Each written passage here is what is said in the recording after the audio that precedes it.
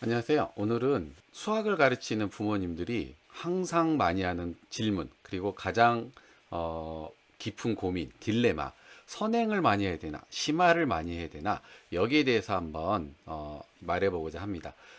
선행의 장점, 심화의 장점 둘 다 있죠. 그래서 어머님들이 어디 가면은 선행을 하는 위주로 하는 학원 가면 우리 학원은 뭐 개통수학을 해서 선행을 많이 빼요. 하면 심화를 하는 학원 보낼까 하면은 우리 학원은 열심히 심화를 많이 해서 아이들이 나중에 수학을 잘해요. 여기 가면 그 말이 맞는 것 같고 저기 가면 저 말이 맞는 것 같고. 대치동에서도 뭐 초등학교 6학년인데 뭐 미적분을 뗐다 하는 동 뭐 이런 얘기 많이 듣고, 그런데 여러 가지 교육 정보를 듣다 보시면 뭐라 그래요? 심화를 잘하고 기초가 탄탄해야 된다고 얘기를 하죠.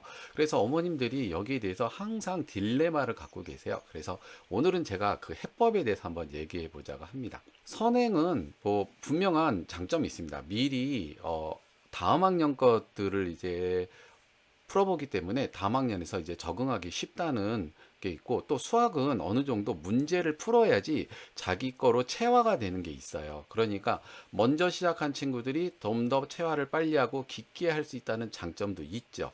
그런데 이제 심화 없이 선행 위주로 가다 보면 이런 체화보다는 이제 단순한 연산이나 계산 위주로만 가다 보면은 그 장점이 조금 희석되기 마련입니다. 그래서 무조건 양치기식으로 빠른 선행만 하는 것은 오히려 수학 거부감만 키우고 뭐 쭉정이처럼 그냥 겉모습만 좀 그럴싸하게 보이는 선행을 가낼 가능성이 높아요.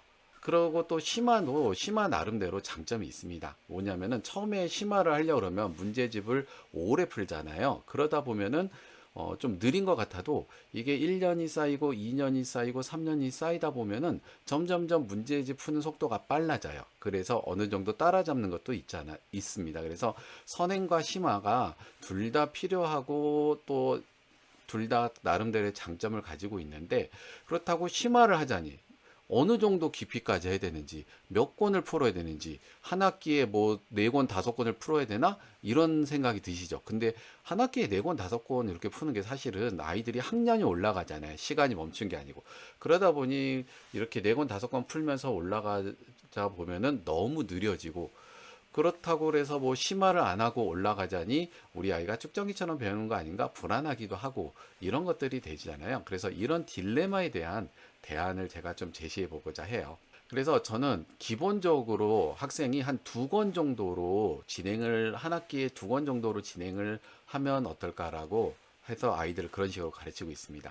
그러니까 두 권 정도는 아이들이 한 학기에 좀 풀만해요. 좀 느린 친구들이라 할지라도 우리가 방학이 있기 때문에 한 권 떼는데 보통 아이들 한 두 달, 8주 이렇게 잡지만 좀 천천히 잡아서 12주, 그러니까 한 3개월을 잡더라도 한 학기에 두 권이면 6개월이잖아요. 그러니까 이게 어느 정도 수학을 그래도 할 수 있는 친구들은 할 수 있는 그 양입니다. 그래서 수준에 맞춰서 두 권 정도를 병행하고요. 학기가 지날수록 점진적으로 문제집의 난이도를 상향시키는 거예요. 그런 예를 들어서 이런 겁니다. 우리 아이가 너무 수학이 기초가 없어. 구멍이 뻥뻥 뚫렸어. 그렇다면은 이 친구는 전에 학년 거를 분명히 보완을 해야 돼요. 그래서 전에 학년에서 그렇다고 이 친구가 다 못하는 건 아닐 거거든요.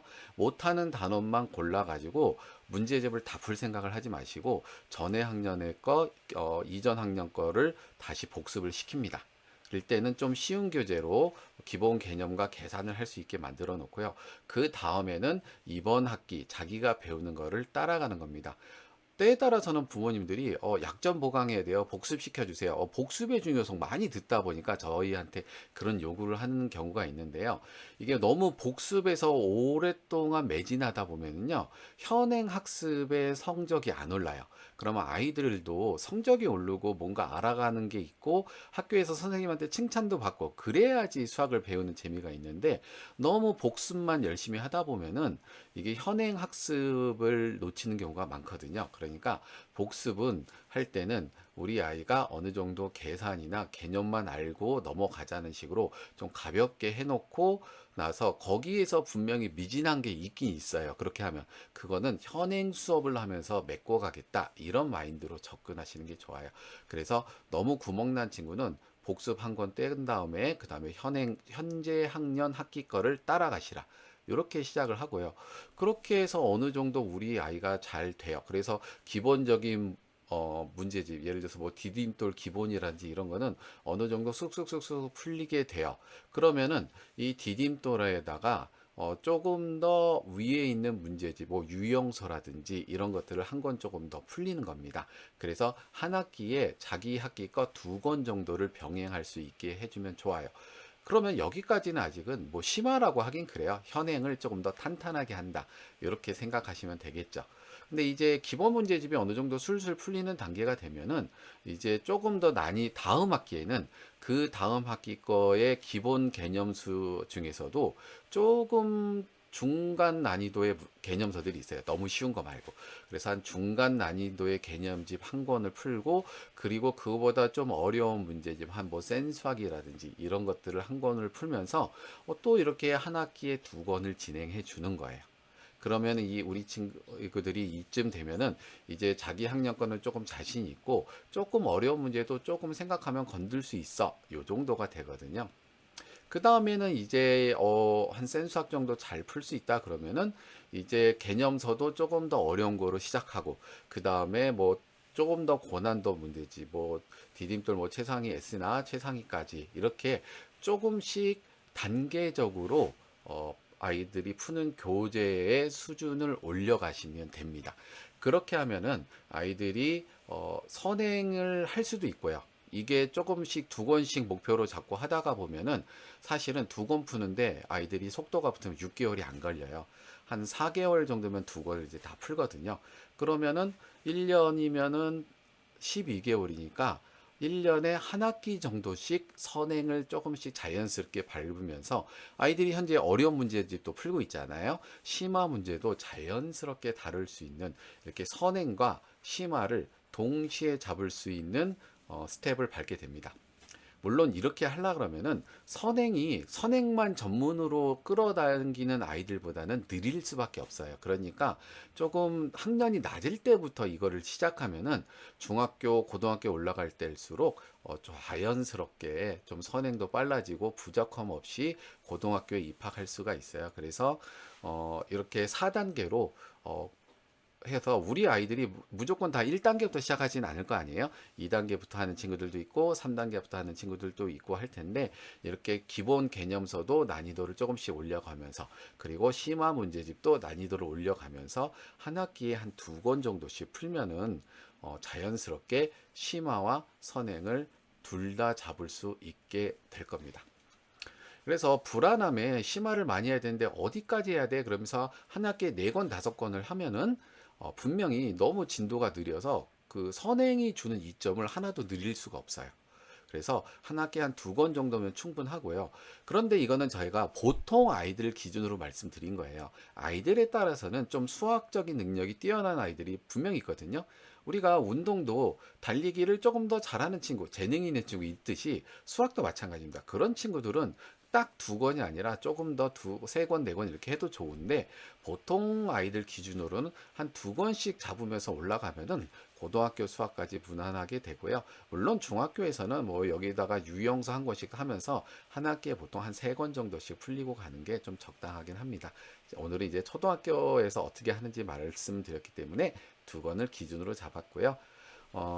그래서 이렇게 아이들을 단계 단계 가고요.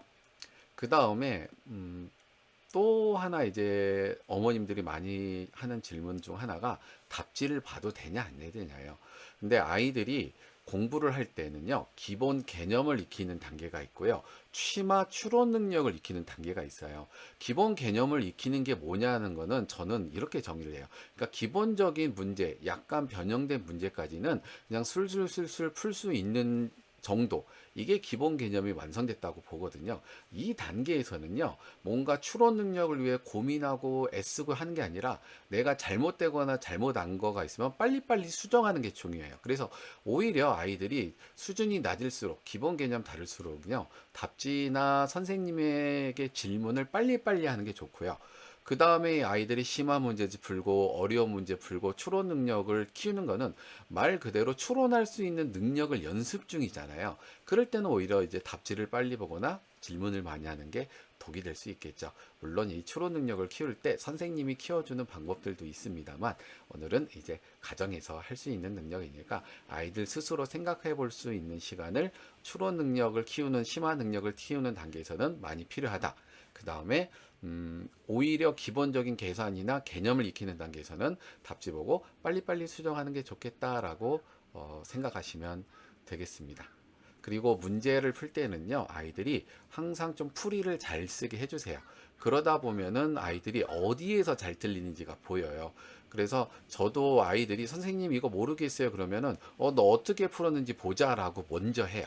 그래서 그 풀이를 보고 아이가 아이의 개념을 못 잡으면 이제 개념부터 다시 설명해 주지만 아이가 풀이 과정 가운데 뭔가 개념을 오개념을 한다든지 연산을 실수한다든지 하면은 그거를 잡아줘요. 그렇게 해야지 아이들이 자기가 자꾸 약점을 외우면서 올라갈 수가 있습니다. 그렇게 해서 너무 조급해하지도 마시고요. 차분차분 이렇게 밟고 올라가시면은 아이들은 어느샌가 선행도 잡고 있고 심화도 잡고 있는 수학에 있어서 좀 성공적인 케이스를 만들어 가실 수 있겠습니다. 오늘은 여기까지 하겠습니다. 다음에 더 좋은 얘기로 돌아오겠습니다.